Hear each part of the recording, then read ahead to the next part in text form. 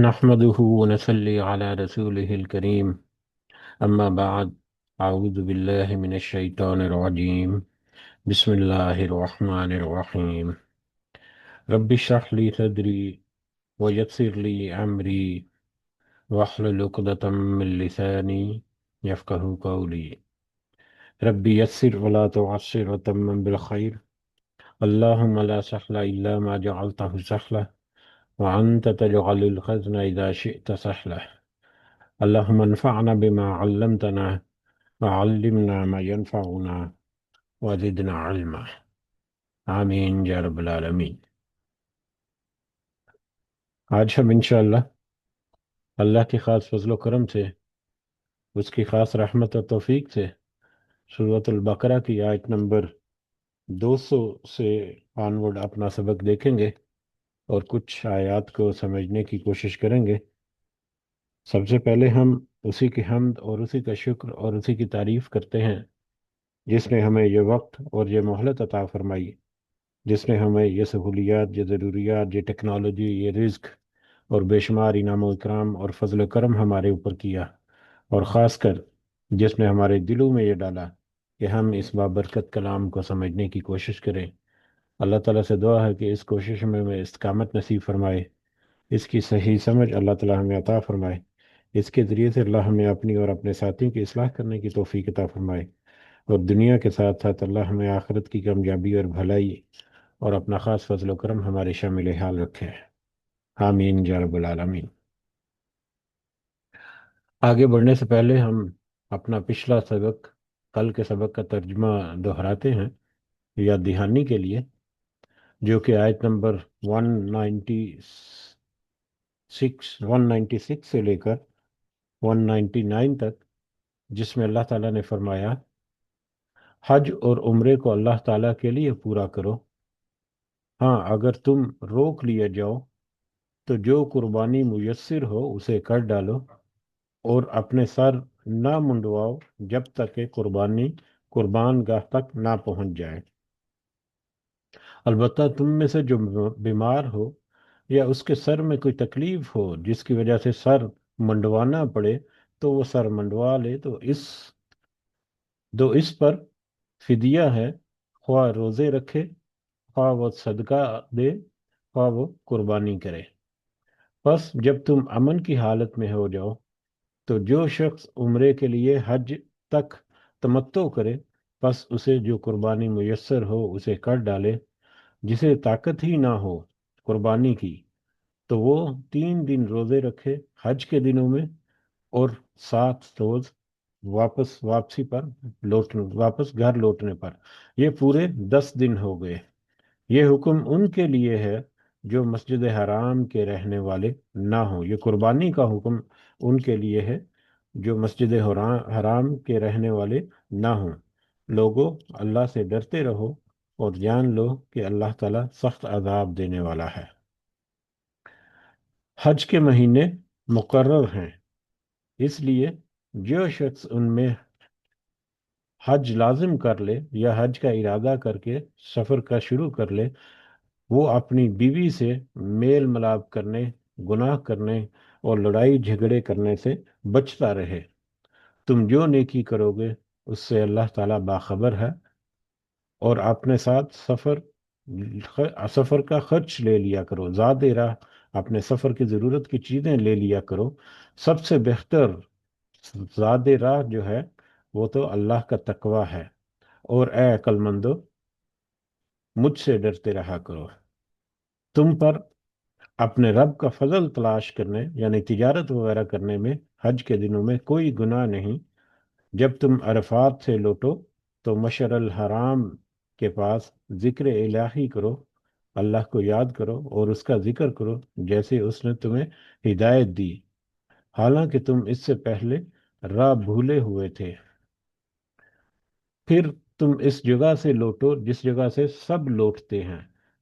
اور اللہ تعالیٰ سے بخشش طلب کرتے رہو، یقیناً اللہ تعالیٰ بخشنے والا مہربان ہے۔ یہ ہمارا کل کا سبق، جو کہ اپنے موضوع کے اعتبار سے ایک اہم سبق، اور اس میں ایک اہم جو ہمیں ہدایات اور نصیحتیں بطور خاص حج کے حوالے سے، جس میں ہم نے دیکھا کہ کل ہم نے جاننے کی کوشش کی کہ حج اور عمرہ میں فرق کیا ہوتا ہے، اور مناسک حج جو ہیں وہ مختصر انداز سے ان کی ترتیب کیا ہے، یا وہ کس طرح سے حج جو ہے وہ ادا کیا جاتا ہے، اور حج کی ادائیگی یا حج کے سفر کے دوران درپیش آنے والے کچھ مشائل یا مشکلات میں اللہ تعالیٰ نے کچھ رعایات جو ہیں وہ دی ہیں، تو وہ رعایت کیا ہے قربانی کی شکل میں۔ اسی طرح سے اگر بیماری کی وجہ سے سر مونڈنا پڑے تو اس کا کفارہ کیا ہے، اور اگر مجبوری میں قربانی میسر نہ ہو کسی وجہ سے، تو پھر قربانی نہ کرنے کی صورت میں اس کا کفارہ کیا ہے، یہ ہمیں کل کے سبق میں ملا۔ اس کے علاوہ حج کے سفر کے دوران یا حج کے دنوں میں تجارت کرنے کی اجازت جو ہے، اس کا بھی ہمیں انفارمیشن یا نصیحت ہدایت ملی، اور پھر وقوف عرفہ اور مزدلفہ کی اہمیت اور وہاں پر دعاؤں کی تاکید جو ہے وہ اللہ تعالیٰ نے فرمائی، اور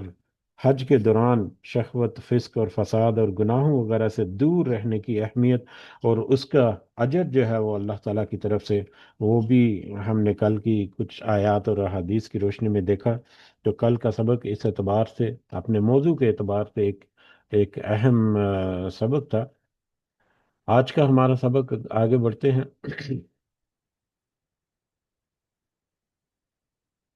آج کا ہمارا سبق آیت نمبر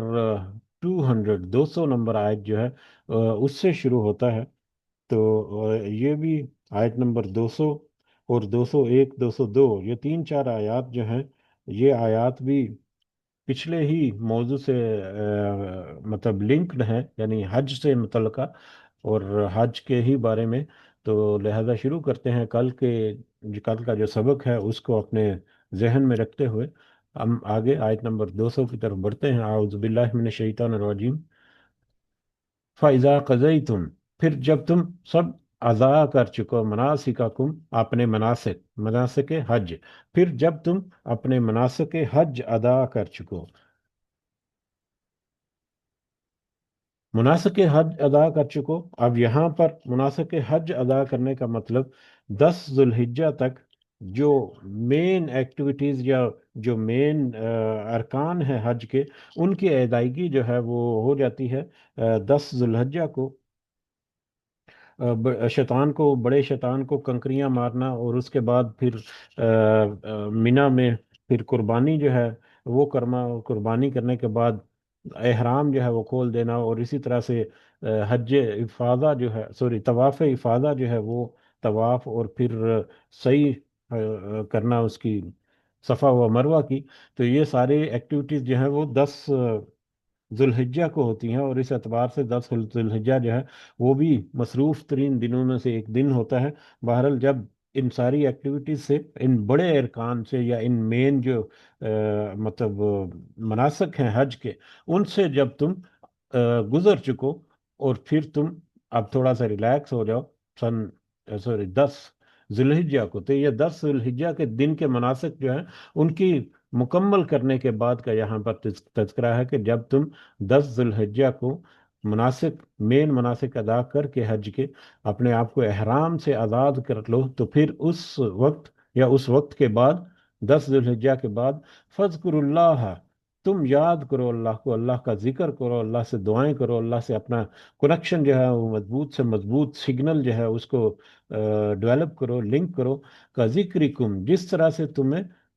تمہارا یاد کرنا تھا، جس طرح سے اس سے پہلے تم یاد کیا کرتے تھے آباءکم، اپنے آباء و اجداد کو، اپنے باپ دادوں کو، اپنے بزرگوں کو۔ اس سے پہلے جس طرح تم اپنے بزرگوں کو یاد کیا کرتے تھے، اس طرح تم اللہ کا ذکر اور اللہ کی یاد کو اپنے دل میں بساؤ، اپنی زبانوں پر لے کر آؤ، او اشد ذکرن، بلکہ اس سے بھی زیادہ یا اس سے بھی زیادہ شدت کے ساتھ یاد کرنا، اپنے آباء و اجداد کی طرح نہیں، بلکہ اس سے بھی زیادہ شدت کے ساتھ اور فوکسڈ ہو کر اللہ تعالیٰ کی دعائیں، اللہ تعالیٰ سے دعائیں اور اللہ تعالیٰ کا ذکر جو ہے وہ تم کرتے رہو اپنے مناسک حج 10 ذوالحجہ کے ادا کرنے کے بعد۔ اب یہاں پر ایک تو 10 ذوالحجہ کے بعد مناسک حج جو ہیں، اس کا آگے آیت میں تذکرہ آئے گا، ایام معدودات، گنتی کے گنے چنے دن۔ پہلے ذکر گزرا تھا شہر معدودات، یعنی گنتی کے مہینے، گنتی کے مہینے یا حج کے مہینے ہیں۔ اسی طرح سے یہاں پر آگے جا کر آئے گا ایام المعدودات، یعنی گنتی کے دن یا چند دن، تو وہ چند دن جو ہیں وہ اس میں اتفاق ہے کہ وہ ایام تشریق کے بارے میں ہے۔ 10 ذوالحجہ کے مین مناسک جو ہے وہ ادا کر دینے کے بعد 11، 12 اور 13 ذوالحجہ کو مینا میں قیام کر کے وہاں پر شیطان کو کنکریاں بھی ماری جاتی ہیں، اور پھر وہاں پر اللہ کا ذکر کرنا جس قدر ممکن ہو، ہر وقت اللہ کا ذکر، اللہ سے دعائیں، اللہ کی تکبیرات جو ہیں ان کو اپنی زبانوں پر جاری رکھنا جو ہے، یہ ایک اہم مطلب ایک اہم پہلو ہے حج کا، جس کو اللہ تعالیٰ نے یہاں پر ادا کرنے کی مطلب تلقین کی ہے، بڑے وثوق کے ساتھ، بڑے فوکسڈ انداز سے۔ اور پھر اس کی مثال کے طور پر اللہ تعالیٰ نے کہا کہ جیسا کہ تم اپنے آباء و اجداد کا ذکر پہلے کیا کرتے تھے، اب تم اس طرح بلکہ اس سے بھی زیادہ شدت کے ساتھ اللہ کا ذکر اور اللہ کی یاد اور اللہ سے دعائیں اور حاجات اور مناجات جو ہے وہ کرتے رہو۔ قریش جو ہیں یا مشرقین جو ہیں، عرب کے لوگ جو ہیں، اسلام سے پہلے 10 ذوالحجہ کو یعنی کہ مینا سے مطلب فارغ ہونے کے بعد وہ مجلس اور محفلیں جما کر اکٹھے بیٹھا کرتے تھے، اور وہاں پر اپنے آباء و اجداد کو، اپنے باپ دادوں کو، اپنے بزرگوں کو یاد کرتے تھے، ان کے قصے کہانیاں جو ہے وہ یاد کرتے تھے، ان کا تذکرہ کرتے تھے۔ اپنی طرف سے یہ ایک روحانی عقیدت تھی ان کی، یا ایک ثواب کا کام تھا، لیکن پرانے بزرگوں کی باتیں کرنا اور پھر محفلیں سجا کر اس طرح سے موضوع بحث جو ہے وہ لے کر آنا اس طرح کے چیزوں کو، تو یقیناً اس میں سچ بھی سچ بھی ہوگا، اپنی طرف سے گھڑی ہوئی کچھ باتیں بھی ہو سکتا ہے اس میں شامل ہو جائیں، پھر مطلب اپنے آباء و جداد کو اور زیادہ ان کے کہہ لو کہ ان کی ویلیو کو بڑھانے کے لیے، یا ان کی عزت کو اور زیادہ کرنے کے لیے ہو سکتا ہے اپنی طرف سے کچھ بہت ساری چیزیں اس میں ایڈ کی جائیں گی۔ لیکن یہاں پر اللہ تعالیٰ نے ایک تو یہ تذکرہ جب ماضی کا ذکر کر دیا، جب تم پہلے جس طرح سے یاد کرتے تھے، اس کا مطلب یہ ہے کہ اب تمہارے لیے یہ اجازت نہیں کہ تم اللہ کے علاوہ کسی اور کو وہاں پر یاد کرو، یا کسی اور کا تذکرہ کرو، یا کسی اور کی خاطر اپنی محفلیں جماؤ، نہیں، بلکہ جس طرح پہلے تم اپنے آباء و اجداد کی طرح کرتے تھے، اب ان کو چھوڑ کر تم اللہ کا ذکر جو ہے وہ اپنی یادوں میں بساؤ، جو بلکہ اس سے بھی زیادہ شدت کے ساتھ اللہ تعالیٰ کا ذکر کرو، اللہ تعالیٰ کا تذکرہ کرو، اور اس سے دعائیں جو ہیں وہ کرتے رہو۔ تو زیادہ سے زیادہ تکبیرات کہنا 11، 12 اور 13 ذوالحجہ کو یہ مسنون بھی ہے، اور بہت زیادہ اس کی تاکید بھی ہے۔ اس کے بارے میں آگے جا کر ہلکا سا تذکرہ پھر ہوگا کہ ان تکبیرات کو مطلب کیسے یہ ہمارے لیے اہم ہے، یا ان تکبیرات کی کیا ایک صورت ہے۔ تھوڑا سا آگے چل کر ہمیں اس کے بارے میں بھی کچھ تذکرہ دوبارہ ہوگا۔ آگے بڑھتے ہیں۔ فَمِنَ النَّاسِ مَن يَقُولُ، لوگوں میں سے کچھ وہ ہیں جو کہتے ہیں۔ اب یہاں سے آگے آیت نمبر 200 اور 201، 202، یہ تین آیات جو ہیں، یعنی آیت نمبر 200 کا آخری حصہ جو ہے وہ، اور آیت نمبر 201، 202، اس میں دو طرح کے لوگوں کا تذکرہ ہے۔ اب یہاں پر حج کے ارکان جو ہیں ان کی ادائیگی کی، اللہ کے ساتھ ایک محنت مشقت دوڑ دھوپ کر کے بہترین انداز میں مطلب وہ کوشش کی، لیکن اس کے باوجود ایک نظریہ یا ایک نقطہ نظر یہ ہے کہ اتنی کوشش کرنے کے باوجود اگر انسان جو ہے وہ واپس اپنی دنیا کی بھول بھلائیوں میں چلا جائے اور منافقت میں چلا جائے، جبکہ حج کے دنوں میں تو اس نے بڑا مطلب قریب ہو کر اللہ تعالیٰ سے قریب ہونے کی کوشش کی، تو ایسی صورت میں اس کا کیا انجام جو ہے وہ منافقوں والا انجام ہوگا۔ اور منافق کون ہوتے ہیں، ان کی کچھ نشانیاں جو ہیں، سوری، منافقین کا تذکرہ بعد میں آئے گا، دعاؤں کا تذکرہ کہ اگر ان دنوں میں بھی تم اللہ سے بہترین دعائیں نہ کرو تو تمہارا فائدہ کیا۔ بہترین دعا جو ہے وہ اللہ تعالیٰ کی طرف سے وہ ہمیں ان आयत में मिलेगी। लेकिन जो सिर्फ दुनिया की खातिर जो कुछ करता है या दुनिया की तलब रखता है या सिर्फ दुनिया को ही अपना सब कुछ समझता है, तो उसके लिए दुनिया तो शायद मिल जाए जितनी उसके मुकद्दर में है, लेकिन आखिरत में उसका फिर कोई हिस्सा नहीं रहता। तो यहाँ पर ये जो दो आयत हैं, मैं मुनाफिकीन और वो गालिबन गुडमुड कर गया। बहरहाल ये जो दो तीन आयत या दो ढाई आयत जो है, इसमें अल्लाह ताला ने बेहतरीन दुआ जो है वो इंसान को सिखाई है। और फिर एक कंपैरेटिव यहाँ पर भी हमें मिलता है कि जो सिर्फ दुनिया को अपनाना चाहता है उसके लिए आखिरत में कुछ नहीं, लेकिन जो दुनिया और आखिरत दोनों की तलब रखता है अल्लाह ताला के से, दोनों की उम्मीद रखता है अल्लाह ताला से, तो फिर अल्लाह ताला उसे दुनिया भी अता करते हैं और आखिरत भी उसके लिए संवार देते हैं। फमिनन्नासि मन यकूलु रब, कुछ लोगों में से कुछ तो ऐसे हैं जो कहते हैं रब्बाना, ऐ हमारे रब, आतिना फिद दुनिया, हमें दुनिया अता फरमा, हमें दुनिया में अता फरमा, यानी हमें दुनिया की जो मतलब ख्वाहिशात हैं हमारी, या दुनिया के हमारे रिक्वायरमेंट जो है, या दुनिया की आसानियाँ, या दुनिया के हमारे गुजारने के जो मतलब चीज़ें हैं, वो हमें अता फरमा, आसानियाँ अता फरमा, हमें बेहतरीन रिज्क दुनिया का अता फरमा, इज्जत मालत दौलत शोहरत, ये सारा कुछ अता फरमा, ख़ानदान अता फरमा, औलाद अता फरमा। तो जो तो सिर्फ दुनिया ही चाहता है अपने रब से, वमा लहू फिल आखिरति मिन खलाक, तो नहीं है उसके लिए आखिरत में कोई हिस्सा। तो फिर दुनिया तो उसको मिल जाएगी, अल्लाह ताला ने जिस कदर मुकद्दर में उसके दुनिया लिखी है, दुनिया तो उसको अल्लाह ताला दे देंगे जब तक वो जिंदा है। लेकिन ऐसी सूरत में उसके लिए आखिरत में कोई हिस्सा नहीं होगा, क्योंकि जो उसने मांगा उसके मुताबिक, जो उसके नसीब में लिखा था, जो उसके मुकद्दर में लिखा था, तकदीर में था, वो अल्लाह ताला ने उसको दुनिया में फराहम कर दिया। लेकिन इसके बरक्स वमिनहुम, उनमें से कुछ ऐसे भी हैं, मन यकूलू, जो कहते हैं रब्बना आतिना फिद दुनिया हसना, ऐ हमारे रब तू हमें दुनिया में भलाई अता फरमा,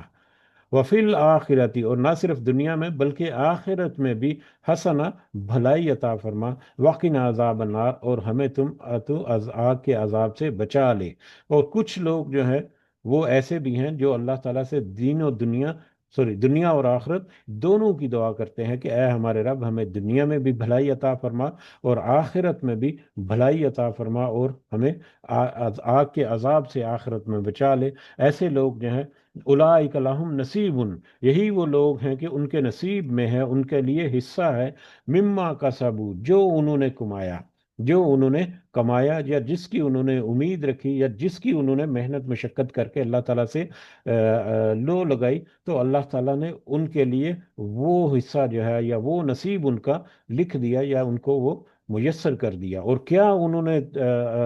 मतलब मांगा अल्लाह ताला से, या क्या कमाया उन्होंने अल्लाह ताला से इस दुआ के जरिए, रब्बना आतिना फिद दुनिया हसना वफिल आखिरती हसना वकीना अज़ाबन नार, के ऐ हमारे रब हमें तो दुनिया में भी भलाई अता फरमा, आखिरत में भी भलाई अता फरमा, और हमें आग के अजाब से बचा। ये दुआ जो है, ये दुआ जो है वो तो दर हकीकत एक कंप्लीट पैकेज है, एक कंप्लीट पैकेज है एक इंसान के लिए, जिसके ज़रिए से वो अल्लाह ताला से बैक वक्त दुनिया और आखिरत की हर हर तरह की भलाई और आफियत और कामयाबी जो है उसकी दुआ करता है, उसको अल्लाह ताला से मांगता है या अल्लाह ताला से तलब करता है। जैसा कि बुखारी की एक रिवायत है,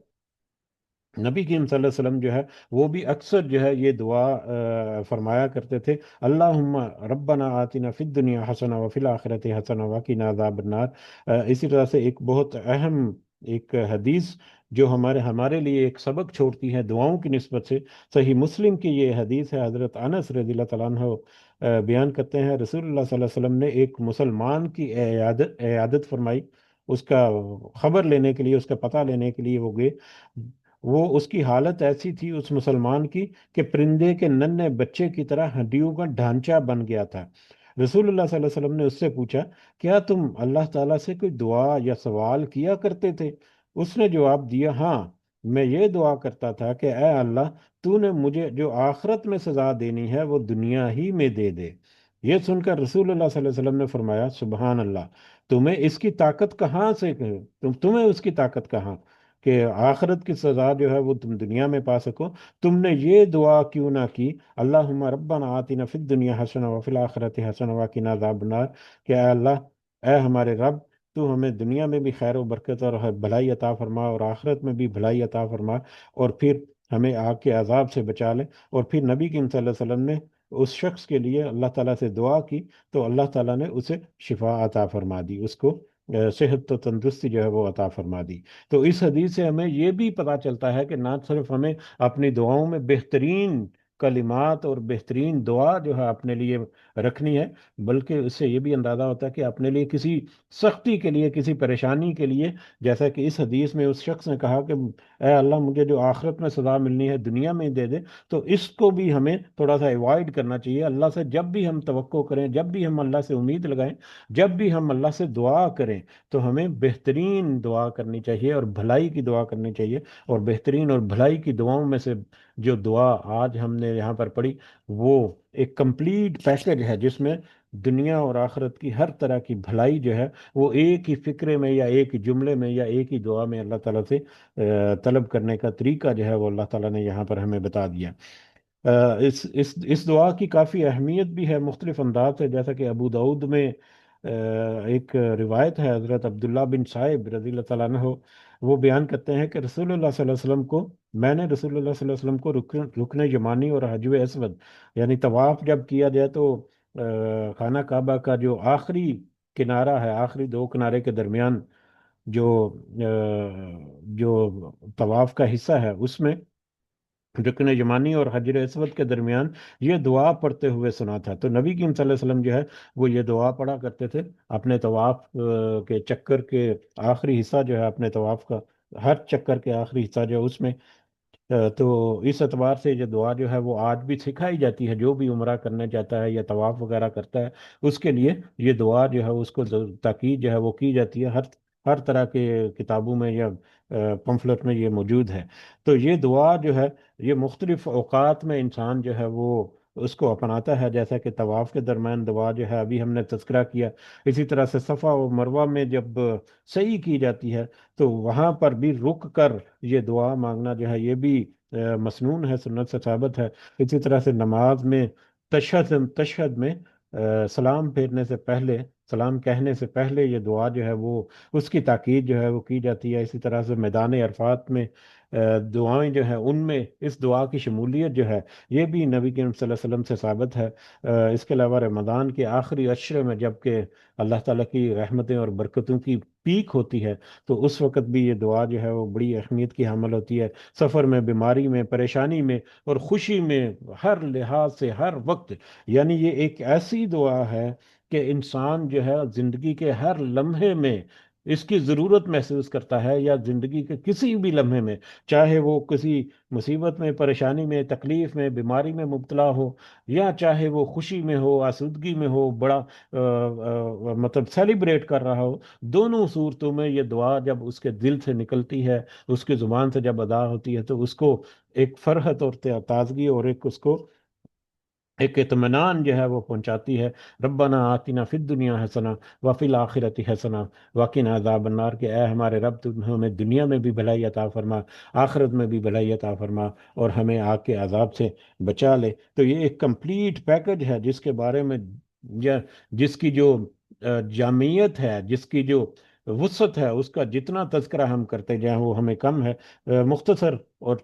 مطلب کم الفاظ میں ہم یہی کہہ سکتے ہیں، دہرا سکتے ہیں کہ ہر انسان اپنی زندگی کے ہر لمحے میں یہ دعا جو ہے اس کی ضرورت اور حاجت کو محسوس کرتا ہے، اور کسی بھی لمحے میں جب یہ دعا کرتا ہے تو اس کو یہ دعا جو ہے وہ آسودگی اور فرحت دیتی ہے، اور اس کو یہ احساس دلاتی ہے کہ تم نے اپنی اس کنڈیشن میں، جو بھی کنڈیشن ہے، چاہے وہ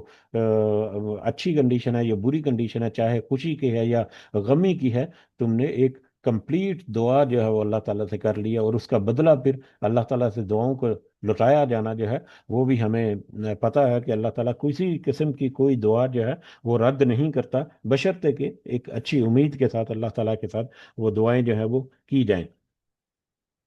تو آگے اولئک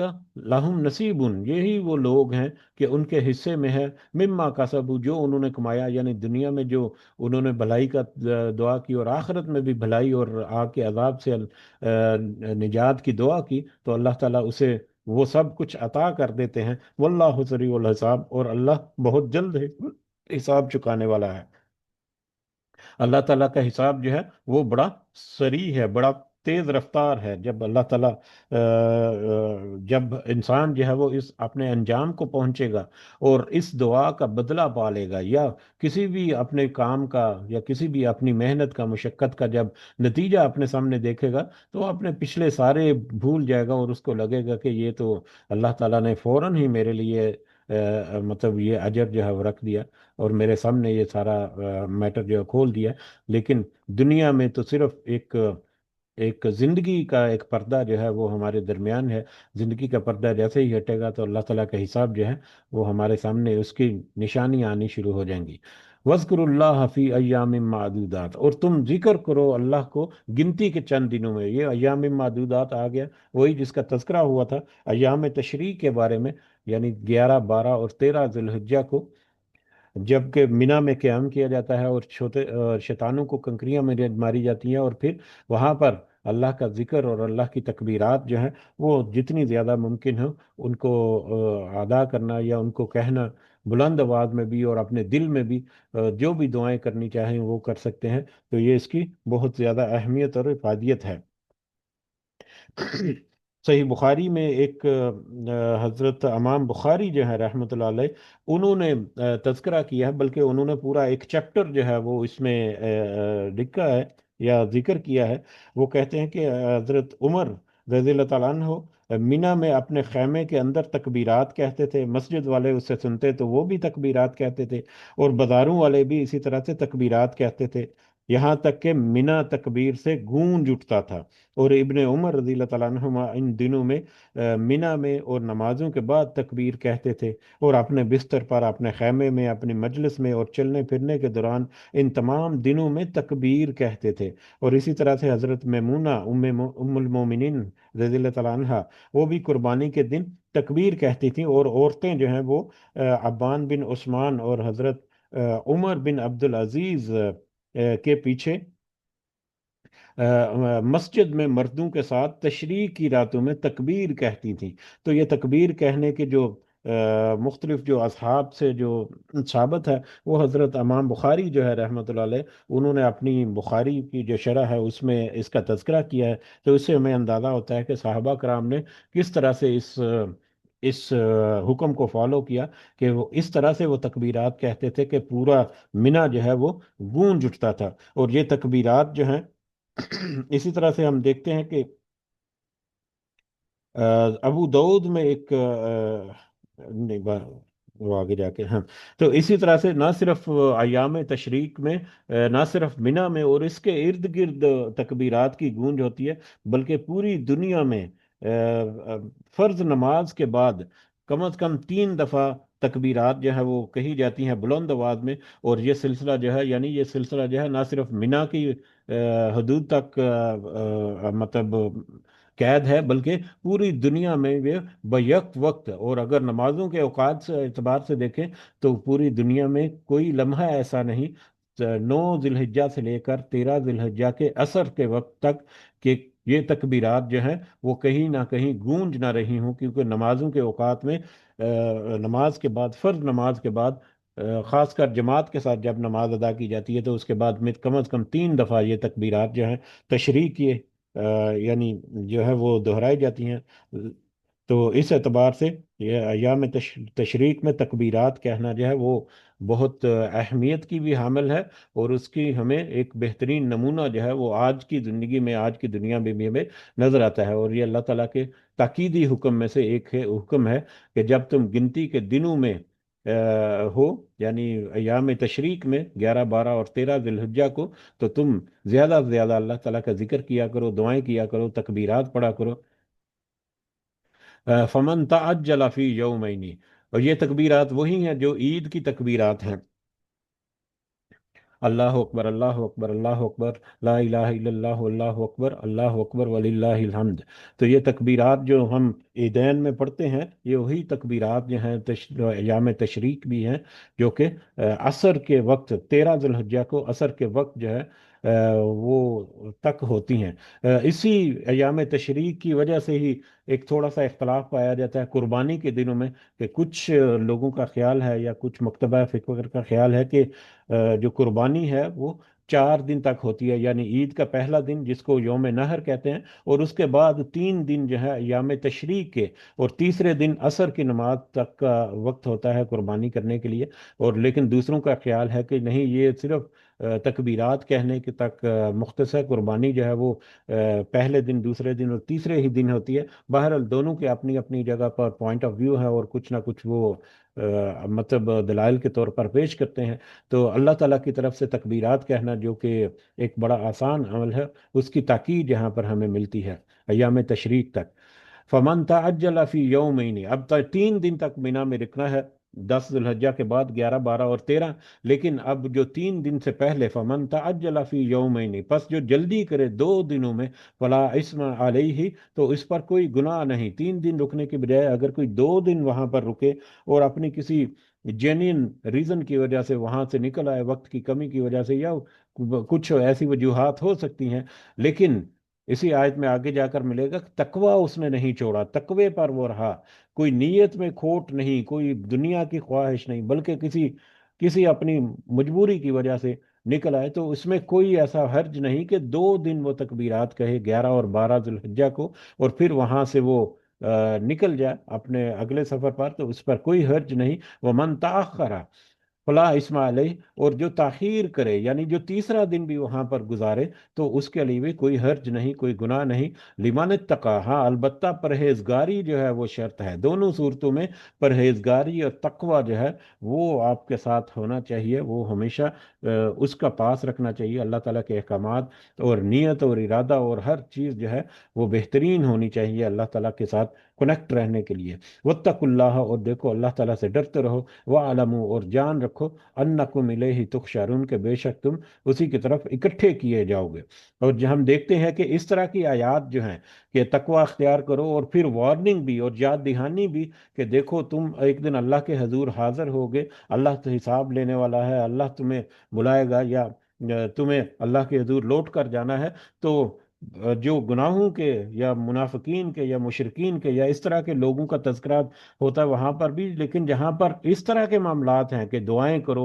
عبادات کرو، اللہ کا ذکر کرو، اس کے بعد ساتھ بھی اللہ تعالیٰ یاد دہانی کرتے ہیں کہ یہ جو تمہیں احکامات ملے ہیں، یہ اللہ تعالیٰ نے تمہیں جو نصیحتیں اور ہدایت فراہم کی ہے، حق اور باطل کو تمہارے سامنے کھول کر رکھ دیا ہے، تو دیکھو تم اب اس کا پاس رکھنا، تقوی اختیار کرتے رہنا، کہیں اپنی دنیا کی روش میں نہ کھو جانا، کہیں اپنا لوز نہ کر دینا اپنا کنٹرول جو ہے اپنے ایمان کے اوپر، اور اپنی جو اللہ کی جو یاد کی گرفت ہے اس سے یہ نہ ہو کہ تم کہیں بھٹک جاؤ، اور پھر اللہ تعالیٰ جو ہے وہ جب تمہارا حساب لے تو تم ناکامی یا پریشانی یا شرمندگی کا تمہیں سامنا کرنا پڑے۔ تو لہذا تمہیں چاہیے کہ جب بھی تم اللہ تعالیٰ سے فوکس رکھو تو اس کے اوپر کمپلیٹ فوکس رکھو، اور پھر اس سے اپنے آپ کو ہمیشگی جو ہے وہ رکھو، اس میں ایک تسلسل جو ہے وہ لے کر آؤ، وہ سلسلہ جو ہے وہ ٹوٹنے نہ پائے۔ یاد رکھو کہ اللہ تعالیٰ تمہیں جب اکٹھا کرے گا، جمع کرے گا، تو وہاں پر تمہارے سارے اندر کے جو ارادے، نیتیں، چھپی ہوئی باتیں جو ہیں وہ کھل کر سامنے آ جائیں گی، اور پھر تمہیں اس کے مطابق وہاں پر اپنا بدلہ جو ہے وہ ملے گا۔ وَمِنَ النَّاسِ، اور لوگوں میں سے کچھ ہیں۔ اب یہاں پر آگے آیت نمبر 204 سے لے کر 206 تک 3 آیات جو اب آ رہی ہیں، اب ان 3 آیات میں اللہ تعالیٰ نے منافقین کا تذکرہ کیا ہے، کہ منافقین کی کچھ نشانیاں یا منافقین کی کچھ خصلتیں، ان کی کچھ بری عادتیں جو ہیں، ان کا تذکرہ ہمیں ایک الگ انداز میں یہاں سے ہمیں اگلے اگلے 3 آیات میں ملے گا، 204، 205 اور 206 نمبر آیات میں۔ ان آیات کی نسبت سے کچھ ضعیف روایات کی بنیاد پر یہ خیال کیا جاتا ہے کہ یہ آیات جو ہے اخنس بن شریق، یہ ایک منافق تھا جو کہ مدینہ میں رہتا تھا، اس کے بارے میں یہ آیات ہیں، لیکن اکثر مفسرین جو ہے اس کو عام آیت کے طور پر اس کی تفسیر جو ہے وہ پیش کرتے ہیں۔ اخنس بن شریک جو ہے وہ گو کہ وہ ضعیف روایات کی ہے، لیکن اس کے بارے میں کہا جاتا تھا کہ وہ بڑا फसीख और बलीग किस्म का और शीरीं कलाम का, बड़ी मीठी जुबान का हामिल वो शख्स था। बड़ा वो मतलब बड़ बड़ बातें जो है उसकी, उसमें बड़ा असर था। बड़ी गहरी बातें, यानी कि कुछ लोग ऐसे ऐसे हैं जब बातें करते हैं तो उनके उनके उनके अंदर एक तासीर होती है, सुनने वाला जो है वो बड़े उसके सहर में गिरफ्तार हो जाता है। तो इस तरह की क्वालिटी अल्लाह ताला ने उसको दी हुई थी कि बड़ा मीठी गुफ्तगू करने वाला और बड़ा पुरअसर गुफ्तगू करने वाला वो शख्स था। रसूलुल्लाह सल्लल्लाहु अलैहि वसल्लम जो है वो भी उसकी चिकनी चुपड़ी बातें जो हैं उनमें आ जाते हैं, या उनको उसकी चिकनी चुपड़ी बातें जो है वो भली महसूस होती थी, बड़ी अच्छी महसूस होती थी। और वो बात बार बार अल्लाह की कसम भी खाता था, और बार बार अल्लाह को गुनाह गवाह बनाकर कहता था कि वो सच्चा मुसलमान है, यानी अपने मुसलमान होने की यकीन दहानी भी लोगों को कराता रहता था। और नबी करीम सल्लल्लाहु अलैहि वसल्लम के सामने भी इसी तरह से वो गुफ्तगू करता था, और अपने आप को मुसलमानों का दिली दोस्त जो कहता था। अल्लाह ताला ने रसूलुल्लाह सल्लल्लाहु अलैहि वसल्लम को उसके बारे में सही सूरत हाल जो है उससे आगाह कर दिया, और उनसे नबी करीम सल्लल्लाहु अलैहि वसल्लम को यह फरमाया कि उसकी बातों पर फरिश्ता मत हो जाना, क्योंकि यह सख्त झगड़ालू किस्म का इंसान है। और ऐसा ही हुआ, वो फिर मक्का छोड़ कर वापस चला गया, मुर्तद हो गया, और रास्ते में जाते हुए मुसलमानों के जो खेत और मुसलमानों की जो जानवर वगैरह नजर आए उनको भी उन्हें नुकसान पहुंचाया, और मार डाला। तो इस तरह से वो दंगा फसाद और फितना फसाद वगैरह जो है वो भी करता रहा। तो बहरहाल ये अखनस बिन शरीक के बारे में ज़ईफ रवायात की बुनियाद पर यह तज़किरा किया जाता है। लेकिन अगर हम आम आयत के तौर पर इस आयत को समझें तो ये हमारे लिए और भी ज़्यादा अहम बनता है कि ज़माने में, हर तरह के ज़माने में, हर दौर में मुनाफिकीन जो है वो पाए जाते हैं, जो ज़ाहरी तौर पर तो बड़े भले और मुत्की महसूस होते हैं, नजर आते हैं, मगर असलन वो फसादी और गुनाहगार ही होते हैं। वो अपने आप को बड़ा नेक और सालेह बंदा पसंद जाहिर करते हैं, मगर अल्लाह ताला उनकी हकीकत से खूब वाकिफ होता है, और उनकी असल नीयत और इरादे के मुताबिक उनके साथ अल्लाह ताला जो है वो मामला फरमाएगा। जैसा कि बुखारी और मुस्लिम की एक एक रिवायत है, जो कि हज़रत अब्दुल्ला बिन अब्बास रज़ियल्लाहु तआला अन्हुमा बयान करते हैं कि रसूलुल्लाह सल्लल्लाहु अलैहि वसल्लम ने फरमाया, जो शख्स अपनी नेकी लोगों को सुनाएगा, यानी रियाकारी का या दिखावे का, जो जो शख्स अपनी नेकी लोगों को सुनाएगा, अल्लाह ताला भी उसकी वजह से उसको पहुंचने वाली जिल्लत को लोगों को सुनाएगा, यानी आखिरत में, यौम क़यामत में। और जो शख्स लोगों को अपनी नेकी दिखाएगा, पहले है जो नेकी अपनी सुनाएगा, यानी जुबान से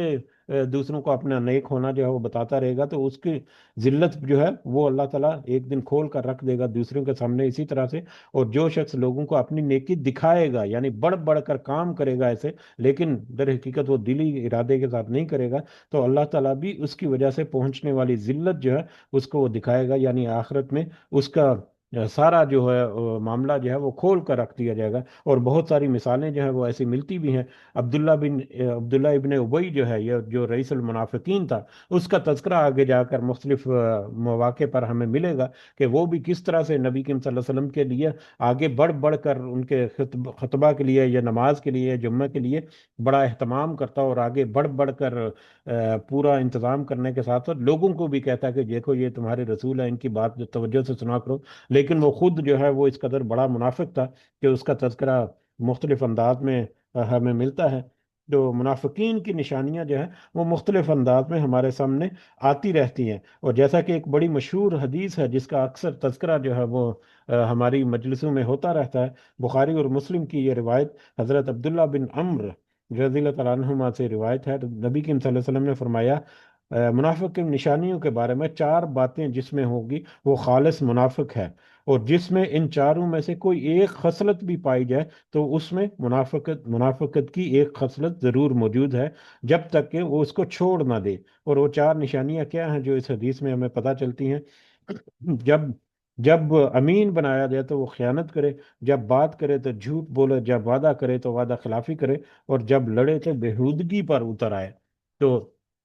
ये मुनाफिक की मुख्तलिफ निशानियां जो है वो हमें मिलती हैं। इसी तरह से अगली ये आयात में भी मुनाफिक की कुछ निशानियां जो हैं वो अल्लाह ताला ने तज़किरा की, जो हम अपने इर्द गिर्द लोगों में हम महसूस कर सकते हैं, लेकिन हम किसी दूसरे को मुनाफिकत का उस तरह से टाइटल जो है वो नहीं दे सकते, क्योंकि दिलों के हाल तो अल्लाह ताला जानता है। हम तो ظاہر کے اوپر کچھ حد تک امید یا اطمینان یا مطلب یقین جو ہے وہ کر سکتے ہیں، دلوں کی حالت جو ہے وہ اللہ تعالیٰ جانتا ہے۔ ہاں البتہ ان آیات کو دیکھ کر منافقت کے بارے میں یا کچھ ایسی جتنی بھی ہے، ان کو دیکھ کر ہمیں اپنے گریبانوں میں ضرور جھانکنا چاہیے۔ دوسرے کے گریبانوں میں جھانکنا جو ہے وہ یہ ایک بری خصلت ہے، بری عادت ہے، جو کہ ایک عام چل نکلی ہے۔ لیکن یہ ہے کہ ایسی آیتوں کو سن کر ہمیں اپنے گریبانوں میں ضرور جھانکنا چاہیے کہ کہیں ہم میں تو یہ خصلت نہیں، کیونکہ اپنے گریبان میں جب جب جھانکیں گے اپنی نیت، اپنے ارادے، اپنے جو بھی اندر کے ہمارے اندرونی حالات ہیں، اس کا تو ہمیں کچھ اندازہ یا کچھ ضرور ہوتا ہے۔ تو ہمیں اپنی اصلاح کرنے کے لیے تو ان آیات کے اوپر ضرور توجہ دینی چاہیے۔ اور پھر ظاہری طور پر جس میں یہ ایسی نشانیاں نظر آئیں، ان کے بارے میں کچھ حد تک جو ہے وہ گمان کیا جا سکتا ہے، لیکن بدگمانی سے پھر بھی ہمیں بچنا چاہیے۔ اچھا گمان رکھنا جو ہے وہ ہمیں ہمارا دین جو ہے وہ سکھاتا ہے۔ تو ومن الناسی من یعجبک کا، لوگوں میں سے کوئی ایسا بھی ہے جو کہ یعجبک کا بھلی لگتی ہے آپ کو، قولہ اس کی بات، فی الحیات الدنیا دنیا کی زندگی میں۔ دنیا میں کچھ کچھ لوگ ایسے بھی ہیں، یا دنیا میں کوئی ایسا شخص بھی ہوگا جس کی دنیا کی زندگی میں تمہیں آپ کو جو بات جو ہے وہ بڑی بھلی لگتی ہے، بڑے اچھے انداز میں میٹھی میٹھی گفتگو کرتا ہے، بڑی پراثر انداز میں گفتگو کرتا ہے۔ تو منافق کی ایک نشانی یہ بھی ہے کہ بڑے پراثر انداز میں اور میٹھی میٹھی گفتگو کرتا ہے، یعنی اس کے دوسرے جو نیگیٹو خصلتیں ہیں ان کے ساتھ جب اس اس خصلت کو ملایا جائے، تو پھر ہمیں یہ واضح ہوتا ہے کہ ظاہری طور پر تو وہ بڑی میٹھی میٹھی باتیں کرتا ہے، لیکن اس کے دل کے اندر جو ہے وہ چور چھپا ہوتا ہے، اس کے دل کے اندر تو ایک خنجر ہے جو کہ مسلمانوں کے لیے یا دین کے لیے یا ایمان کے لیے اس کے اندر کھبا ہوا ہوتا ہے، جس کی وجہ سے وہ اندر زخمی ہوتا ہے، اور وہ پھر اس کا کچھ فائدہ نہیں۔ باہر اوپر اوپر سے وہ بڑی پورا سر اندر اور میٹھی میٹھی بھلی لگنے والی باتیں جو ہے وہ کرتا ہے۔ اور دوسری نشانی، وَيُشْهِدُ اللَّهُ، وہ گواہ بناتا ہے اللہ کو، اللہ کی قسم کھاتا ہے، علامہ علامہ فی قلبہ، جو کچھ ہے اس کے دل میں، یعنی اپنے دل میں جو بات ہے، اپنی بات کرنے میں وہ بات بات پر اللہ کو گواہ بناتا ہے، یعنی ہر بات بات پر وہ اللہ کی قسم کھا کر دوسروں کو یقین دلاتا ہے۔ ایک تو میٹھی میٹھی زبان میں، پھر اپنی زبان میں اور زیادہ تاثیر لانے کے لیے، اپنی بات کو اور زیادہ وزن دینے کے لیے وہ بات بات پر قسمیں کھا کھا کر یقین دلاتا ہے اپنے سامعی کو، اپنے سننے والے کو۔ اور تیسری نشانی، وہ ہوا الد الخصام، حالانکہ وہ بہت جگڑالو ہے، اور وہ جگڑالو بھی بہت ہوتا ہے۔ جب بھی اسے موقع ملتا ہے، جب بھی اسے مطلب ایسی سچویشن ہوتی ہے کہ صبر کرنا چاہیے، وہاں پر جا کر مطلب حوصلے سے کام لینا چاہیے، وہ اپنے صبر کو، دامن کو بالکل چھوڑتا ہے اور سخت جھگڑالو بن جاتا ہے اور جھگڑا کرنا شروع کر دیتا ہے۔ جیسا کہ بخاری کی ایک روایت حضرت عائشہ رضی اللہ تعالیٰ عنہ بیان کرتی ہیں، رسول اللہ صلی اللہ علیہ وسلم نے فرمایا، تمام لوگوں میں سب سے زیادہ بغض اللہ تعالیٰ کو اس شخص سے ہے جو بہت زیادہ جھگڑالو ہو۔ تو اللہ تعالیٰ کا بغض جو ہے اس کو دعوت دینا ہے، اگر کوئی جھگڑالو ہونے کی کوئی ایک منفی کیفیت جو ہے وہ اپنے اندر ڈیولپ کرتا ہے۔ تو اس کے علاوہ وَإِذَا تَوَلَّى، اور جب وہ لوٹتا ہے، جب وہ لوٹتا ہے، یعنی جب وہ مسلمانوں سے یا جن کے ساتھ اس کا لین دین ہوتا ہے، یا جن کے ساتھ اس کا اٹھنا بیٹھنا ہوتا ہے، اپنے اپنے دوستوں سے، اپنے ساتھیوں وغیرہ سے جب وہ جدا ہوتا ہے، یا جب ان سے وہ پیٹھ پھیرتا ہے، تو وہ کوشش کرتا ہے فی الارض، زمین میں،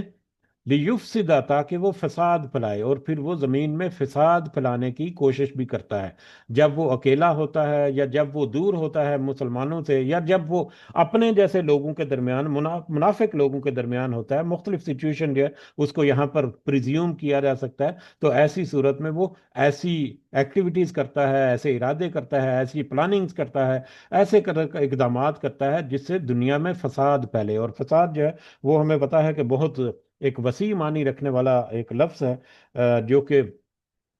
جو کہ ظاہری طور پر بھی مطلب دنگا فساد اور بگاڑ پیدا کرنا ہے، اور چھپے انداز میں بھی کسی کو وسوسے ڈال کر، کسی کو ایک دوسرے کے خلاف کر کے باتیں کر کے، کسی کو تو ان کے درمیان میں ان کے تعلقات جو ہے ان کو خراب کرنا، یا دوسرے مختلف انداز میں۔ تو فساد جو ہے وہ بہت وسیع معنی رکھنے والا ایک ٹرم ہے، تو وہ مختلف انداز سے زمین میں فساد پھیلانے کی کوشش کرتا ہے۔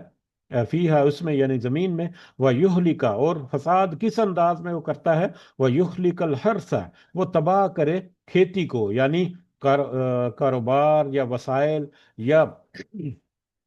یا جائیداد وغیرہ جو ہے، یا اس طرح کے وسائل جو ہے ان کو بھی وہ مختلف انداز سے نقصان پہنچانے کی کوشش کرتا ہے، یا اس کی یہی کوشش ہوتی ہے کہ اس سے نقصان ہو جائے ان مومنوں کو اور مسلمانوں کو، وہ نسلی اور نسلوں کو تباہ کرنے کی کوشش کرتا ہے، ان میں بے راہ روی لے آنے کی، ان کو گمراہ کرنے کی، ان کو مطلب ان کے درمیان ایک نفرت پیدا کرنے کی، یعنی لوگوں کی یا نسل کی مطلب بگاڑ جو ہے، نسل میں بگاڑ جو ہے اس کی بھی وہ کوشش کرتا ہے مختلف انداز سے۔ تو یہ منافق کی ایک ایک بہت ہی نیگیٹو قسم کی اور بہت ہی گھٹیا قسم کی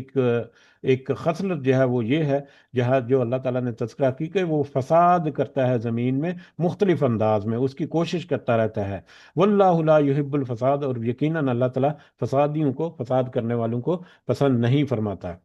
وَإِذَا قِيلَ لَهُ اتَّقِ اللَّهَ، اور جب اس سے کہا جائے کہ اللہ کا تقوی اختیار کرو، اللہ سے ڈرو، اگر کوئی اس کی کچھ نشانیوں یا کچھ عادات یا کچھ اس کی باتوں سے اندازہ کر کے اس کو لگے کہ یہ بندہ صحیح نہیں ہے، اس کو تو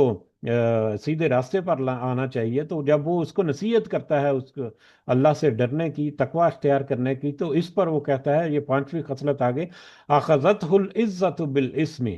تو جما دیتا ہے اسے غرور گناہ پر، تو اسے اس کا غرور جو ہے وہ گناہ پر جما دیتا ہے، یعنی اپنے غرور اور تکبر کی وجہ سے وہ گناہ پر اڑ جاتا ہے۔ وہ جیسا کہ پہلے جو شروع کی جو اس کی خصلتیں ہیں اس میں تذکرہ ہوا کہ وہ چکنی چپڑی باتیں کرتا ہے، اور وہ بات بات پر اللہ کو گواہ بناتا ہے، بات بات پر قسم کھاتا ہے، تو اس کی ان باتوں کی وجہ سے وہ اس قدر مغرور اور تکبر میں آ چکا ہوتا ہے کہ جب اس کے دوسرے نیگیٹو پوائنٹس جو سامنے آنے پر اس کو کوئی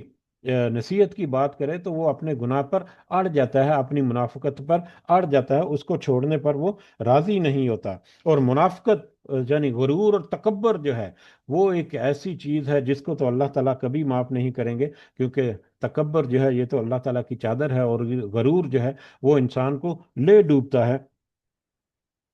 جیسا کہ صحیح مسلم کی ایک روایت ہے، حضرت عبداللہ بن مسعود رضی اللہ تعالیٰ عنہ بیان کرتے ہیں، رسول اللہ صلی اللہ علیہ وسلم نے فرمایا، جس شخص کے دل میں ذرہ برابر بھی تکبر ہوگا، غرور ہوگا، وہ جنت میں داخل نہیں ہوگا۔ اس پر ایک شخص نے نبی کریم صلی اللہ علیہ وسلم سے پوچھا کہ آپ، آدمی اس بات کو پسند کرتا ہے کہ اس کے کپڑے اچھے ہوں، اس کے جوتے اچھے ہوں، تو کیا یہ بھی تکبر ہے؟ تو رسول اللہ صلی اللہ علیہ وسلم نے کلیریفیکیشن دی کہ اللہ خوبصورت ہے، خوبصورتی کو پسند کرتا ہے، لہذا اچھی چیز کو پسند کرنا تکبر نہیں ہے۔ تکبر تو یہ ہے کہ بندہ حق کو ٹھکرائے اور لوگوں کو حقیر سمجھے۔ تو تکبر اور غرور یہ ہے کہ حق کو چھوڑ کر اپنی منمانی کرے اور دوسرے لوگوں کو کم تر سمجھ کر اپنے آپ کو بہتر سمجھے، جو ہے یہ غرور اور تکبر ہے، اور اللہ تعالیٰ جو ہے اس کو ذرا برابر تکبر اور غرور ہونے کی صورت میں اللہ تعالیٰ اسے معاف نہیں کرے گا۔ اسی طرح سے بخاری کی ایک اور روایت ہے کہ یہ حضرت حارثہ بن وہب رضی اللہ تعالیٰ عنہ بیان کرتے ہیں، رسول اللہ صلی اللہ علیہ وسلم نے فرمایا، کیا میں تجھے نہ بتاؤں کہ جنتی کون ہے؟ جنتی ہر وہ کمزور اور منکسر المزاج شخص ہے کہ اگر وہ اللہ کے بھروسے پر قسم کھا بیٹھے تو اللہ اسے سچا کر دے گا۔ اور میں کیا میں تمہیں خبر نہ دوں کہ جہنمی کون ہے؟ جہنمی ہر موٹا بد مزاج اور متکبر آدمی ہوتا ہے، تکبر کرنے والا آدمی ہوتا ہے۔ تو تکبر کرنے والے آدمی جو ہے دنیا میں وہ اس کی بد مزاجی جو ہے، اس کا غرور جو ہے، وہ یہ اس بات کی طرف اشارہ کرتا ہے کہ وہ جہنمی شخص ہے، اس سے ہمیں اعراض کرنا چاہیے۔ لیکن یہ جہنمی اور جنتی اور اس طرح کے ٹائٹل جو ہیں یہ تو صرف اللہ تعالیٰ کو پتہ ہے، ہمیں اس میں احتیاط رکھنی چاہیے۔ ہاں، جیسا کہ تذکرہ ہوا، ایسی آیات اور ایسے معاملات میں دیکھ کر اپنے گریبانوں میں ضرور جھانکنا چاہیے۔ بہرحال واپس آتے ہیں، جب اسے تقوی اختیار کرنے کا، اللہ کا ڈر خوف کھانے کا کہا جاتا ہے تو وہ کہتا ہے، تو اس کا غرور اور اس کا تکبر جو ہے وہ اس کو گناہ پر اڑا دیتا ہے یا گناہ پر آمادہ رکھتا ہے، فحسبہ جہنم، پس کافی ہے اس کے لیے جہنم، جو ایسے شخص کے لیے، ایسے منافقت رکھنے والے شخص کے لیے تو جہنم ہی کافی ہے، یا جہنم میں اس کا انجام ہے، وَلَبِئْسَ الْمِہَادُ، اور یقیناً وہ جہنم جو ہے ایک بہت ہی برا ٹھکانہ ہے، بہت بری رہنے کی جگہ ہے۔ جبکہ اس کے برعکس یہاں تک تو تھا آیت نمبر 206 تک منافقین کا، یا وہ لوگ جو دل میں کچھ اور ہے ظاہر کچھ اور ہے، ان کے بارے میں تذکرہ ہے۔ جبکہ اس کے برعکس کچھ لوگ ایسے بھی ہوتے ہیں جن کا دل جو ہے وہ بھی بھرپور انداز سے اللہ کے لیے دھڑکتا ہے، اور جن کا ظاہر جو ہے وہ بھی اللہ کے لیے ہوتا ہے۔ تو ایسے اشخاص جو ہیں یا ایسے لوگوں کے لیے اب آیت نمبر 207 ہے، اور روایات سے یا مفسرین جو ہیں وہ کہتے ہیں کہ یہ آیت جو ہے یہ حضرت صہیب بن سنان رومی نامی ایک صحابی جو ہیں رضی اللہ تعالیٰ عنہ، ان کے بارے میں ہے،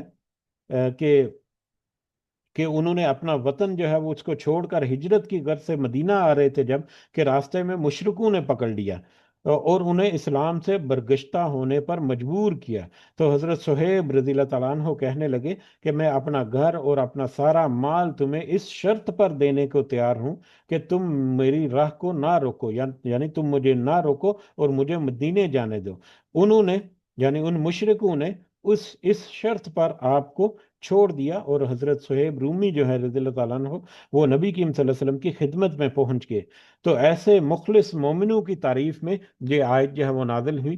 لیکن مفسرین جو ہے کہتے ہیں حضرت صہیب رومی کے علاوہ باقی صحابہ کرام جو ہیں وہ بھی اسی طرح سے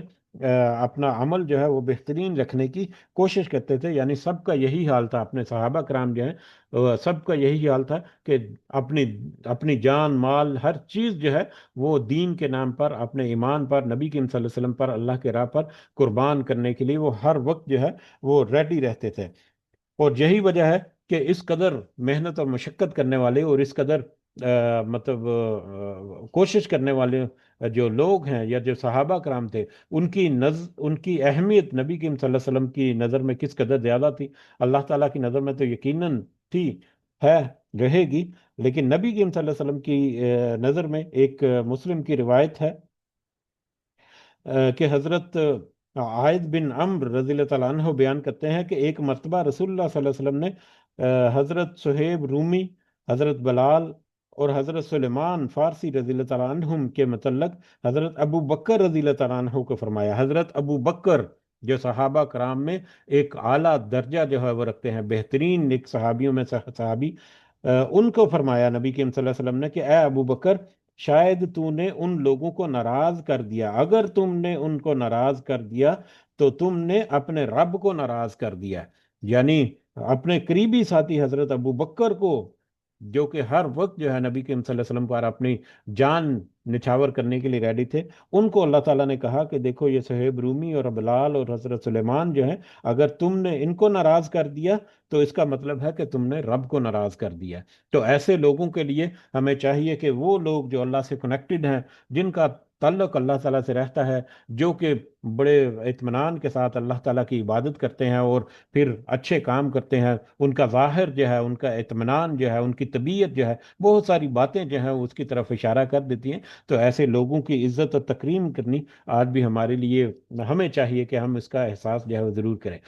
بہرحال اس آیت کی طرف آتے ہیں، اعوذ باللہ من الشیطان الرجیم، وَمِنَ النَّاسِ مَن یشری، اور لوگوں میں سے کوئی ایسا بھی ہے جو بیچ ڈالتا ہے نفسہ، اپنی جان کو، ابتغاء مرضات اللہ، اپنی جان کو چاہتے ہوئے اللہ کی خوشنودی۔ کچھ لوگوں میں کچھ ایسے بھی ہوتے ہیں جو اپنی خوشنودی، جو اللہ کی خوشنودی اور اللہ کی رضا حاصل کرنے کے لیے اپنی جان کو بھی بیچ ڈالتے ہیں، اپنی جان کو بھی وہ مطلب ہتھیلی پر رکھ کر اللہ کی خوشنودی حاصل کرنے کی کوشش کرتے ہیں۔ واللہ رؤوف بالعباد، تو اللہ بہت مہربان ہے اپنے بندوں پر، تو ایسے بندوں پر تو پھر اللہ تعالیٰ خاص مہربانی اور خاص فضل و کرم رکھتا ہے، خاص فضل و کرم کرتا ہے۔ جیسا کہ ابھی ہم نے تذکرہ کیا صحابہ کرام میں ان تین صحابہ حضرت رومی، حضرت بلال اور حضرت سلیمان کا درجہ کس قدر بلند کیا نبی کریم صلی اللہ علیہ وسلم نے ان کی قربانیوں اور ان کی محنت کی وجہ سے، کہ حضرت ابو بکر کو کہا کہ ان کو ناراض نہ کرنا وگرنہ اللہ ناراض ہو جائے گا۔ یا ایھا الذین آمنو، اے ایمان والو،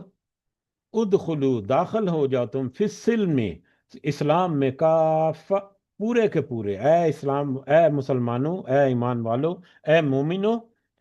اسلام میں پورے کے پورے داخل ہو جا۔ ولا تتبعوا الخطوات الشیطان، اور دیکھو شیطان کے قدموں کی پیروی مت کرنا، شیطان کے نقش قدم پر مت چل نکلنا۔ اے ایمان والو، اے مومنو، اسلام میں پورے کے پورے داخل ہو جاؤ۔ یہ کہنے کو تو بڑی چھوٹی سی آیت ہے، آیت کا چھوٹا سا بڑا مختصر کا حصہ ہے، لیکن اس میں گویا کہ پورا سمندر جو ہے اس کو کوزے میں بند کر دینے کے مترادف ہے، کہ جب بھی مومن جو ہے وہ اپنے آپ کو مسلمان ہونے کا احساس کرے، خود اپنے اندر یا دوسروں کے اوپر وہ ظاہر کرے، ہر حالت میں اسے چاہیے کہ وہ اسلام کے جو تقاضے، جن جن پر وہ پورا اترنے کی استطاعت رکھتا ہے اور جن جن کے بارے میں اس سے سوال ہوگا، جو جو اللہ تعالیٰ نے اس کو عطا کیا ہے، اس ہر چیز میں وہ اپنے آپ کو مسلمان ثابت کرے۔ صرف کلمہ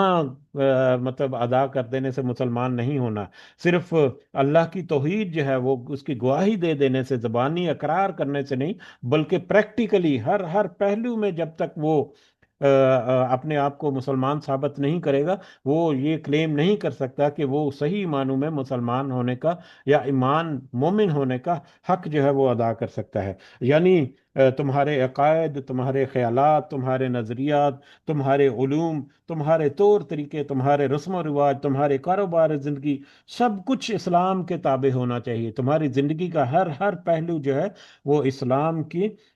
ہدایات اور اسلام میں جو احکامات ہیں اللہ کے اور اس کے رسول صلی اللہ علیہ وسلم کے، ان کے تابع ہونے چاہیے، ان کے مطابق ہونے چاہیے۔ یہ نہ ہو کہ دعویٰ تو اسلام کا کرو اور اپنی معیشت جو ہے وہ تم چائنا سے مطلب چائنا کے پیٹرن پہ یا روس کے پیٹرن پہ کرنے کی کوشش کرو۔ اپنے آپ کو اسلامی ریاست تو کہو اگر تمہیں حکومت اور اللہ تعالیٰ نے کوئی عہدہ دیا ہے، لیکن اپنا نظام جو ہے اس کو مغرب کے تحت جو ہے وہ سیاسی طور پر اس طرح سے اس کو رنگ دے دو۔ مسجدوں میں تم اللہ کو تو یاد کرو، لیکن کاروبار کرتے ہوئے اللہ کو بالکل بھول جاؤ اور ناجائز طریقوں سے کمائی جو ہے وہ شروع کر دو۔ یا ڈنڈورا تو تم اللہ کی اور اس کے رسول صلی اللہ علیہ وسلم کی اطاعت کو پیٹتے جاؤ، لیکن بدعات جو ہے اس کو اپنے اپنے اندر جو ہے اپناتے جاؤ۔ ظاہری الفاظ میں تو لا الہ الا اللہ کا ورد کرتے رہو، لیکن پیروں، مریدوں اور بزرگوں اور اس طرح کی معاملات میں یا غیر اللہ کے اوپر اس قدر مطلب امید باندھ لو کہ تمہیں لگے کہ یہی ساری چیزیں ہیں جو تمہیں اس دنیا میں آسودگی دے سکتی ہیں، اور اللہ تعالیٰ کے کہ جو امید، جو محبت یا جو دعا اللہ تعالیٰ سے کرنی چاہیے تو تم اللہ تعالیٰ کو سے شفٹ کر کے دوسروں کی طرف کر دو۔ غرض یہ کہ تمہاری زندگی کا ہر ہر پہلو اسلام کے تابع اور اللہ اور اس کے رسول صلی اللہ علیہ وسلم کی اطاعت میں گزرنا چاہیے، تب کوئی کلیم کر سکتا ہے کہ وہ صحیح معنوں میں مومن ہے اور صحیح معنوں میں مسلمان ہونے کا حقدار ہے۔ اگر آپ نے آپ کو پورے کے پورے اسلام کے تابع نہیں کرو گے تو اس کا مطلب یہ ہے کہ تم شیطان کے قدموں کی پیروی کر رہے ہو، تم شیطان کے وسوسوں میں آ چکے ہو، تم شیطان کے پیچھے چل پڑے ہو، جو کہ ایک بڑا دشمن ہے۔ اسی آیت کے اگلے حصے میں کہ شیطان تو تمہارا کھلا دشمن ہے، تو لہٰذا شیطان جو ہے وہ تمہیں خوشنما بنا کر مطلب تمہیں بہت ساری باتیں، اور شیطان کے خطوات شیطان جو ہے اس کے بارے میں پہلے بھی تذکرہ ہو چکا، کبھی پھر تفصیل سے تذکرہ کریں گے، ابھی وقت کی کمی کی وجہ سے ہم اس کو تھوڑا سا شارٹ کرتے ہیں۔ لیکن شیطان جو ہے مختصر انداز میں کہ اس طرح سے اس انداز سے وسوسے ڈال کر انسان کو گھیرتا ہے کہ اگر وہ بڑا پکا مومن ہے اس کے اوپر بھی وہ اپنے وار جاری رکھنے کی کوشش کرتا ہے کہ کہیں سے ذرا سا کوئی لوپ ہول یا کہیں سے ذرا سی اس کی گرفت جو ہے اپنے ایمان کے اوپر کہیں ڈھیلی پڑے تو میں اس کو وہیں سے قبضہ کروں، قابو کروں اور اس کو گھسیٹ کر اس اس کو پھر مطلب جس قدر ممکن ہو اس کو اس راستے سے ہٹا دوں۔ تو شیطان تو ہر وقت یہی کوشش کرتا رہتا ہے، لہذا تمہیں شیطان کے حملوں سے اپنے آپ کو بچانا ہے۔ شیطان کے حملوں کو بچانے کے لیے سب سے ضروری اور اہم بات یہ ہے کہ شیطان کے حملوں کو پہچاننا بھی ہے کہ شیطان کس کس طرح سے حملے کرتا ہے، اور پھر ان حملوں کے مطابق تم اپنا سیف گارڈ رکھو گے، پھر تم اللہ کے بتائے ہوئے اور اس کے رسول صلی اللہ علیہ وسلم کے سمجھائے ہوئے راستے پر صحیح معنوں میں چل سکو گے، اور پھر ہی تم کہہ سکو گے کہ میں صحیح معنوں میں ایمان میں داخل ہو چکا ہوں یا اسلام میں داخل ہو چکا ہوں۔ इन्नहु लकुम अदुव्वुम मुकीन, यह बेशक वो शैतान जो है वो तुम्हारा खुला दुश्मन है। वो तो हजरत आदम अलैहिस्सलाम से लेकर तुम्हारे साथ दुश्मनी जो है वो निभा रहा है, और अक्सर जो है वो अपने मकसदों में कामयाब होता नजर भी आता है। लेकिन जो लोग अल्लाह के बताए हुए जो हुक्म है उनके ऊपर डट जाते हैं, उनके मामले में फिर शैतान को नाकामी का सामना करना पड़ता है। और हम अगर कोशिश करें तो यकीनन शैतान को नाकाम कर सकते हैं, लेकिन हमारी कोशिश जो है वो इसमें मतलब उसकी शिद्दत क्या है, वो ये डिफाइन करती है कि किस हद तक शैतान को हम नाकाम करते हैं और अपने आप को कामयाब करते हैं। फाइन जलल तुम, फिर अगर तुम फिसल गए, मिम्बा आदि मा जा आतकुम, इसके बाद के जबकि आ चुकी तुम्हारे पास अलबय्यिनातु, खुली निशानियां, हर तरह की वजाहत जो है वो जब तुम्हारे ऊपर वाज़े हो चुकी, इसके बावजूद अगर तुम फिसल गए, फ़अलमू, तो फिर जान रखो, अन्नल्लाह अजीजुन हकीम, कि बेशक अल्लाह ताला जबरदस्त हिकमत वाला है। अल्लाह ताला की हिकमत वो है, वो बड़ी जबरदस्त है। अल्लाह ताला ने तुम्हें हर एतबार से हक और बातिल जो है तुम्हारे ऊपर वाज़े कर दिया, बहुत सारी दलाइल के साथ तुम्हें सारा सारा कुछ बता दिया, हदायत और रहनुमाई हर एतबार से तुम्हें दे दी। अब इसके बावजूद अगर तुम फिसल गए, तो अल्लाह ताला की हिकमत ऐसी है कि वो कल को तुम्हारा जाहिर नहीं, तुम्हारा अंदर का छुपा हुआ बातन जो है वो सामने रख कर तुम्हारे अपने अज़ा की गवाही के जरिए से तुम्हारे ऊपर साबित कर देगा कि तुमने जो कुछ दुनिया में किया वो दुनिया के लिए किया, कोई लालच के लिए किया, या गुनाह के लिए किया, या जिस तरह भी तुम करते रहे, जाहिर तुम्हारा कुछ और था, बातन तुम्हारा कुछ और था। वहां पर तो ऐसे सिचुएशन देकर खुद ही इंसान पहचान जाएगा कि अब मेरे लिए कोई जगह यहाँ पर नजर नहीं आती, फिर भी वो हीलो हिज्जत करेगा, अल्लाह ताला अपने गवाहों को पेश करेगा। अल्लाह ताला की इस कदर जबरदस्त हिकमत अमली है। और फिर इस ऐसी हिकमत अमली अल्लाह ताला ने तरतीब दी है, जिसको फिर वाज़े अल्फाज में अल्लाह ताला ने जिक्र भी किया कुरान मजीद में जगह जगह पर, और नबी करीम सल्लल्लाहु अलैहि वसल्लम ने भी जगह जगह पर उसके बारे में बता दिया कि अल्लाह ताला की हिकमत और तदबीर ये है कि वो तुम्हें आजमा रहा है इस दुनिया की जिंदगी में। उस आजमाइश पर पूरा नहीं उतरोगे कि कल को इसी अल्लाह ताला की हिकमत और तदबीर की जद में जब तुम आओगे तो तुम्हारे पास उस वक्त कोई मोहलत नहीं होगी। हल हल यंजुरूना, क्या वो क्या अब जबकि उनके पर हिदायत और रहनुमाई सब कुछ वाज़े हो चुका, तो इसके बावजूद अगर कोई अपने मनमानी पर अड़ा रहा है, अपने अपने उस रविश पर वो अड़ रहा है और उसको छोड़ नहीं रहा, तो फिर ऐसी सूरत में हल यंजुरून इल्ला अन यातियहुमुल्लाहु मिन जुलालिम मिनल गमाम, जो ऐसी सूरत में वो नहीं है, वो सबके इंतजार कर रहा है कि अल्लाह आए, अल्लाह उसके पास, उनके पास, साइबानों में, बादलों में, यानी बादलों के साए में वो अल्लाह ताला उनके पास आए, वल मलाइकतु, और फरिश्ते, वकुज़ियल अम्रु, और कमाम काम तमाम कर दिया जाए। यानी अल्लाह की हिकमत और तदबीर जिसका यहाँ पर तज़किरा हुआ, जिसको हमने मुख्तसर अंदाज से अभी जिक्र भी किया, कि अल्लाह की तदबीर ये है कि वो आखिरत में जब वो वहां पर अदालत लगाएगा तो सारा कुछ खुलकर सामने आ जाएगा। तो दुनिया में जो अपने आप को हठधर्मी पर जिसने अपने आप को बरकरार रखा, या उस मुनाफिक की तरह वो जिद पर अड़ गया, गुनाह पर अड़ गया, तो फिर इसका मतलब ये है कि वो हर चीज जो है वादे होने के बावजूद वो बस नजरअंदाज कर रहा है, और वो उस दिन का इंतजार कर रहा है जिस दिन अल्लाह अपने फरिश्तों के जलो में नजूल जलाल फरमाएंगे, और फिर वहां पर अल्लाह ताला अदालत लगाएंगे। और फिर यहाँ पर ज्यादातर जो राय मुफस्सरीन की वो यही है कि क़यामत का यहाँ पर तज़किरा है, कि जब क़यामत के दिन अल्लाह ताला फरिश्तों के झुंड में आएंगे और फिर अदालत लगाई जाएगी, तो उसकी तरफ ये इशारा है कि जब अल्लाह ताला अपना हुक्म सादर फरमा देगा, अल्लाह ताला फैसला तुम्हारे बारे में कर देगा, तो फिर तुम अल्लाह पर ईमान लाओगे। लेकिन ये याद रखो कि जब अल्लाह ताला फैसला कर देगा, तो फिर उस वक्त तुम्हारे पास कोई मोहलत नहीं होगी। अगर तुम उस वक्त का इंतजार कर रहे हो, तो फिर ये सुन रखो, ये ध्यान रखो, अपने जहनों में हमेशा फोकस रहो कि उस वक्त तुम्हारे पास कोई मोहलत नहीं होगी कि तुम अब दोबारा तुम्हें कोई मौका दिया जाए कि तुम जाकर दोबारा से अपनी इस्लाह कर लो। नहीं, उस वक्त इस्लाह करने की कोई गुंजाइश नहीं होगी। लिहाजा तुम्हें दुनिया की जिंदगी में जो वक्त तुम्हें मुयस्सर है वही तुम्हारे लिए है, कि इसी में तुम अपनी इस्लाह करोगे तो वही तुम्हारे काम आएगी। अगर तुम आखिरत का इंतजार करते रहोगे तो तुम ناکام ٹھہروگے، اور آخرت میں پھر اللہ کا عذاب جو ہے وہی تمہارا مقدر ہوگا۔ وَإِلَى اللَّهِ تُرْجَعُ الْأُمُورُ، اور اللہ ہی کی طرف لوٹائے جائیں گے تمام معاملات۔ اور یہ ذہن میں رکھو کہ دنیا میں جو کچھ بھی کوئی کر رہا ہے، جو اس کے سارے معاملات جو ہیں وہ آخرت میں اللہ ہی کی طرف لوٹائے جائیں گے، اور اللہ تعالیٰ ان کی بابت فیصلہ فرمانے والا ہے۔ تو یہیں پہ اپنا ہمارا سبق آج کا مکمل ہوتا ہے، اس دعا کے ساتھ کہ اللہ تعالیٰ ہمیں ایک تو دنیا میں اور آخرت میں بھلائی عطا فرمائے، اور ہمیں آگ کے عذاب سے اللہ تعالیٰ نجات بھی دے، آمین یا رب العالمین۔ ہمیں منافقت سے اللہ تعالیٰ آزاد کرے، اور ہمارے اندر منافقت جو ہے اللہ تعالیٰ ہمیں اپنی اصلاح کرنے کی توفیق عطا فرمائے، اللہ تعالیٰ ہمیں اپنے گریبانوں میں جھانکنے کی توفیق عطا فرمائے، اور ہمیں جو نصیحت کی باتیں ہیں ان پر عمل کرنے کی بھی اللہ تعالیٰ توفیق عطا فرمائے، آمین یا رب العالمین۔ وما علینا الا البلاغ المبین۔ جی کچھ اضافہ اگر کوئی کرنا چاہے تو آپ کر سکتے ہیں، جزاکم اللہ خیرا کثیرا۔